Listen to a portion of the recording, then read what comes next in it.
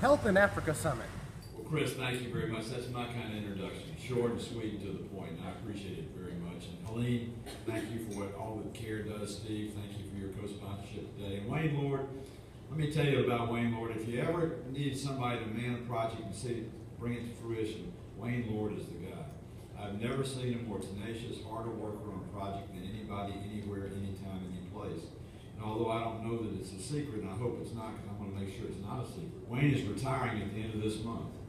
He's going to Virginia. He's going to be closer to me than he is right now, and I'm delighted with that because we're going to work on some projects. But Wayne, you deserve a round of applause for all you've done.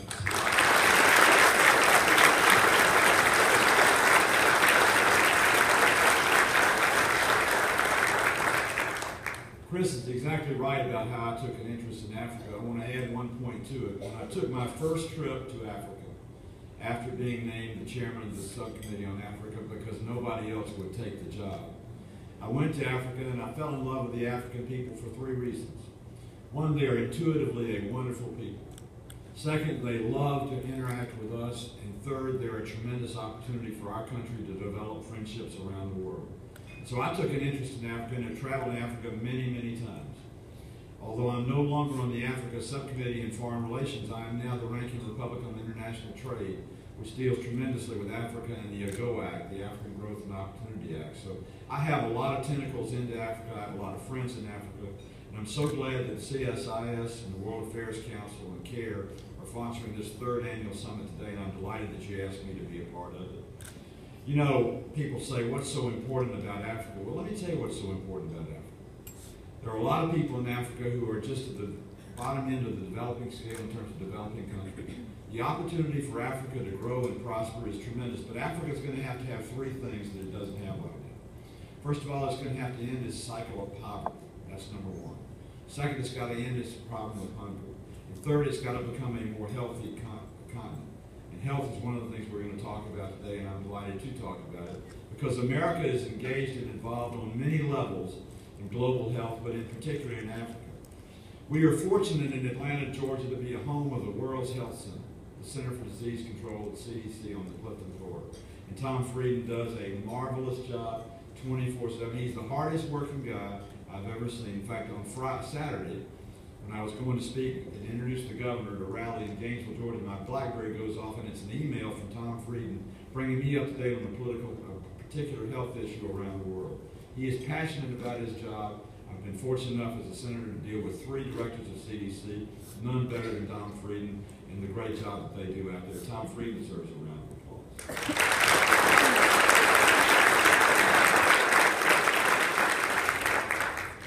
America has made a tremendous investment in the continent of Africa in terms of health. I attended the National Prayer Breakfast about 10 years ago when our surprise guest speaker was Bono. Bono got up and spoke right before the President of the United States, who at that time was George W. Bush. And I will never forget this as long as I live. Bono stood up, and when Bono stands up, he has to get an elevator shoes. He's not a very tall guy, and he has a box that he stands on, so he looks over the podium. Got a hell of a voice, but he doesn't have much height, I can tell you. Bono gets up behind the microphone, and he turns to President Bush, who's sitting right to his left, puts his arm on his shoulder and says, "Georgie," only one person in the room could have gotten away with that. He said, "Georgie, you know, I'm going to invest $25 million in the continent of Africa to try and end AIDS. I think you ought to do the same thing." So he laid a $25 million challenge on the President of the United States in terms of dealing with what was the scourge of Africa, and that was the rapid proliferation of AIDS. And so the President's emergency program for the AIDS relief was developed, called PEPFAR. And in the last 10 years, America has done some remarkable things. Think about this. 10 years ago, and Helene, you can clean up if my statistics are not quite right, but I think I'm right on this. 10 years ago, if you were an African mother that was pregnant and you had the AIDS infection, your baby would probably die by the age of 5. In fact, I visited the New Abani orphanage in Nairobi, Kenya. Catholic Relief Services sponsors.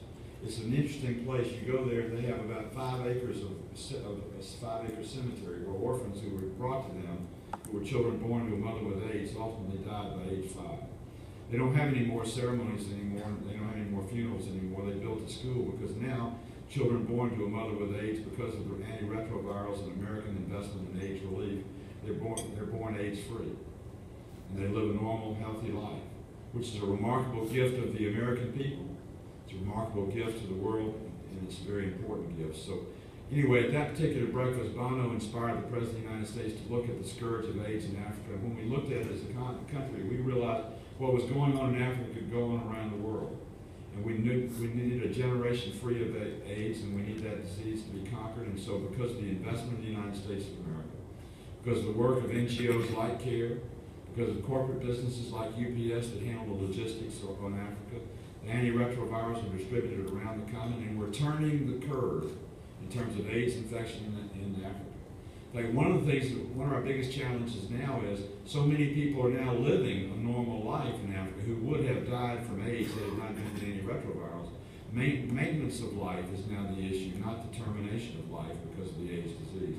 And that's a good problem to have, but it's a problem that bears cooperation by the African countries to help us in the delivery system. America cannot be the world's policeman and the world's healthcare center. It needs to be the world's leader in security and leader in health. And I'm so pleased so many of the countries in Africa are now developing their own infrastructure, modest compared to ours, but a beginning infrastructure to see to it they can deliver the health care in terms of the testing, in terms of the diagnosis, in terms of the distribution. Wayne mentioned Tanzania. I've been to the Village Savings Loan in Tanzania, Lee, and I've seen firsthand what CARE is doing there. But I've also seen what Mark Green, our American ambassador, did to turn the Tanzanian government around and say, look, we can give you antiretrovirals forever, but we can't give you the health care workers, we can't give you the testers, we can't give you the hospitals. You're going to have to do some of this yourself. And the country of Tanzania took on itself to develop its own little mini CDC, Tom, modest by our standards, but a mini CDC. So now every Tanzanian who's tested for AIDS is tested by a Tanzanian citizen. Every Tanzanian who gets antiretrovirals from the United States gets them from a Tanzanian distribution center. And every bit of health care in Tanzania is now focused in Dar es Salaam, Tanzania, not in Atlanta, Georgia, which is where it should be. So we have a lower expense as a country because we don't have to provide the workers, but we're still providing the antiretrovirals, and the infection rate is doing this. That's exactly what it's supposed to do, and that's exactly what we want to do in every single country in Africa. I was asked by someone out in the hall a little bit ago, why should America spend a dime in foreign aid and helping people in other continents? We've got all the problems we've got. Well, I'd like to address that subject for just a second. 0.9% is the federal foreign aid budget of the United States of America. 0.9%. That's a rounding error when you talk about DOD. It's a rounding error when you talk about VA. It's a rounding error when you talk about the Department of Education. But it's very important for our country because it represents the soft power of the United States of America. And you might say, well, what is soft power? Soft power is when you take the power of the American economy, ingenuity, universities, Centers for Disease Control, and you share the knowledge that helps make us great and disease-free with countries who have problems with poverty, hunger, and disease. Soft power is critical to influence those votes in the UN when people say, well, who is it in the world that has helped us out? Well, the United States of America has helped us out. And so it helps your influence in terms of influencing democracy around the world, and influencing the world community as to where the leadership should be. Should leadership be in a country like the United States of America that leads by example? Or it should be in a country like Russia that now is trying to encroach on another country that's a democracy in itself? So soft power is important, and our investment in soft power is critical. Our investment in the PEPFAR program has won people over, countless people all over Africa, because we're helping to solve a terrible scourge and a terrible problem. But there are other things we're investing. Basic Education Coalition in Africa is providing education to African women and African men and Muslim African men and Muslim African women. Someplace where women have been denied education totally. Now they're being allowed to be educated because of the United States. In fact, my first trip that Chris mentioned when I went to Ethiopia and Egypt was shortly after 9/11/2001, when President Bush and the Department of Education realized a lot of the foreign aid we were sending to Ethiopia and Egypt was going into Muslim schools that would not allow women to go to school. And so I was sent to Addis Ababa, Ethiopia, and then driven for about 200 kilometers down into Awassa, Ethiopia, stayed in a plywood hut overnight to meet the next morning with the imam and explain to the imam the United States was happy to provide educational assistance to the country of Ethiopia, but only if the Ethiopian country would allow women to go to school along with men. We changed the paradigm in Muslim countries and people of the Muslim faith to allow women to go to school. We leveraged our power of the economic investment in the people of Ethiopia and their education to see to it they did the right thing for Ethiopian women.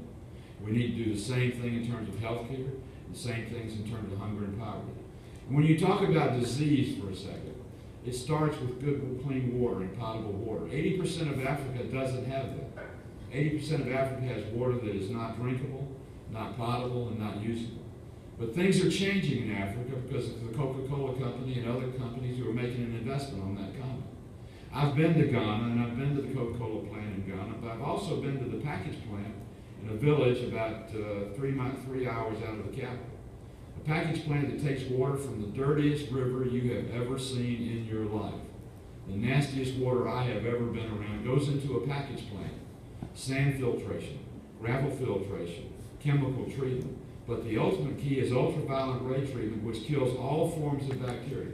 I was so impressed, I bought a system like it for my house at Lake Raven to purify the water. The chief, and I did. Chris Coons, the senator from Delaware, was sitting there with me. There were all these Coca-Cola plastic cups on this table. I didn't know what they were for. But they started explaining how this new package plant was going to work in their village. They started dumping this terrible river water in this package plant. We watched the river water go through the sand filtration, the gravel filtration, the chemical treatment, and ultimately the ultraviolet ray, the purple light that kills all the bacteria.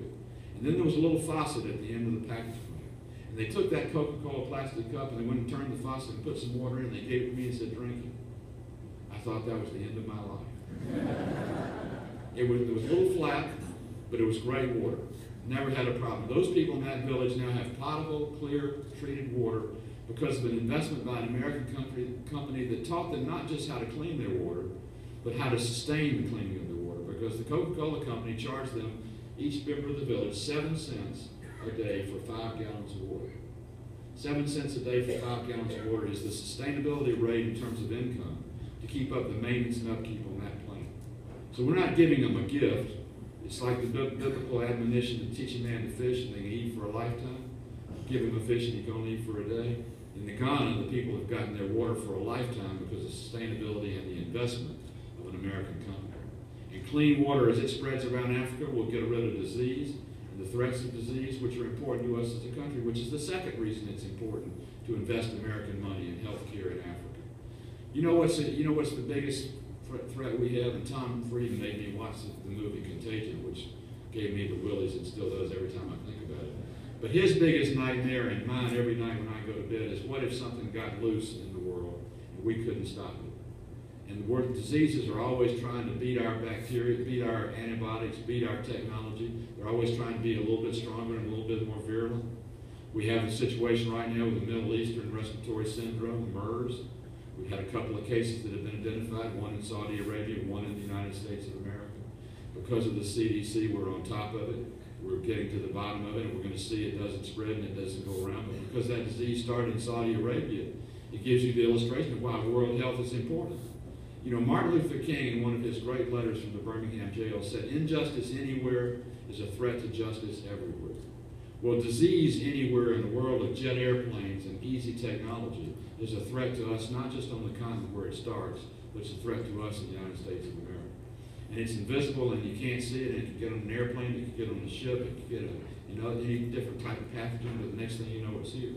So it's important to invest money to see to it that Africa is healthier, that we're capable of stopping diseases, and we do better and better and better as we go. And I could go on and on with examples, but you get my point. That's why it's important for us to invest in foreign aid and invest in foreign countries. Not to buy friends, but to win friends through soft power.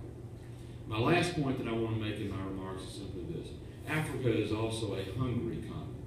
It's not a very healthy continent. It's not a very developed continent, and it's a hungry continent. And I know ADCO is one of the sponsors here, and they have a tremendous project in Botswana where they're teaching Africans how to grow and sustain in a sustainable way.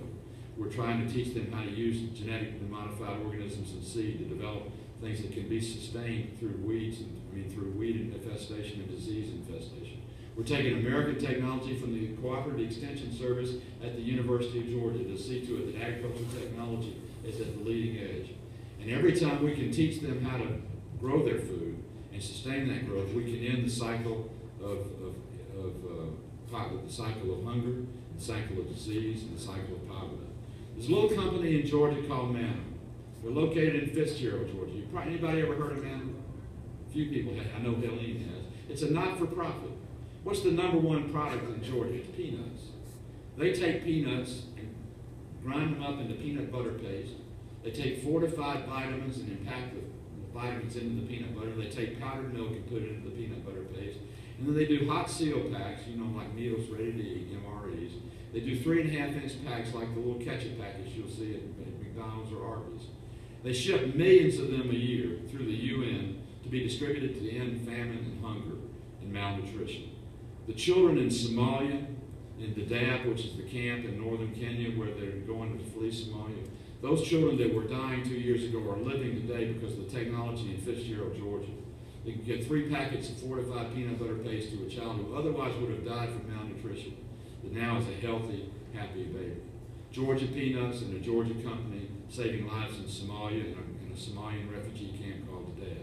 That's why it's important to make an investment in foreign aid. That's why it's important to invest in ending hunger, ending disease, bringing about prosperity. America is a great country.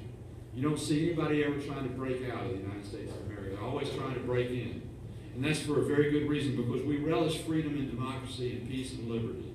And what these 3 organizations, CSIS, CARE, and the World Affairs Council represent, and what this forum is all about today, are the basic elements of humanity: ending hunger, bringing about prosperity, and ending disease. That is the key to the future of the continent of Africa and the relationship of the United States of America with the continent of Africa. So I thank Helene Gale, I thank Wayne Lord, I thank Steve for all you're doing to invest in this conference.